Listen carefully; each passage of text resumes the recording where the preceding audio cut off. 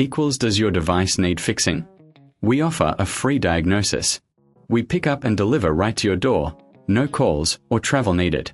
We send you a quote before repairing, and only go ahead if you approve it. Easy, transparent, and professional. Link in description. To begin, ensure you have the following tools ready: a Phillips screwdriver, a flathead screwdriver, and a Torx T15 screwdriver. These will be essential for disassembling your Dyson V11. Start by unplugging the vacuum cleaner and removing the battery. This is crucial for your safety. Next, use the Phillips screwdriver to remove the screws located at the back of the vacuum. There are typically 4 screws that need to be taken out. Keep these screws in a safe place as you will need them later.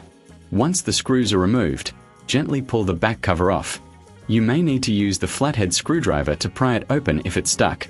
Be careful not to damage any clips during this process. With the back cover off, you will see the motor assembly. Now, locate the screws securing the motor in place.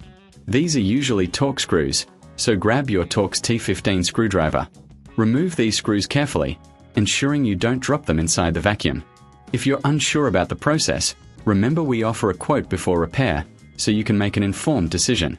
After removing the screws, gently lift the motor out of its housing. Take a moment to inspect the old motor for any signs of damage or wear. If it looks burnt or has any debris, it's definitely time for a replacement. Before installing the new motor, it's a good idea to clean the internal components of the vacuum. Use a soft brush or a cloth to remove any dust or dirt that may have accumulated. This will help ensure optimal performance once the new motor is installed. Now, take your new motor and carefully place it into the housing. Make sure it fits snugly and aligns with the screw holes. Reinsert the Torx screws to secure the motor in place. Don't forget to tighten them properly, but be cautious not to over-tighten, as this could damage the motor. Once the motor is secured, it's time to reattach the back cover. Align it properly and press it down until it clicks into place. Then, use your Phillips screwdriver to replace the screws you removed earlier. This will ensure everything is held securely. Finally, reinsert the battery and plug the vacuum back in. Turn it on to test if the new motor is functioning correctly. If you encounter any issues, don't hesitate to reach out for professional help. Remember, we provide no calls, no travel service, making it easy for you to get assistance without the hassle. And there you have it. You've successfully replaced the motor in your Dyson V11.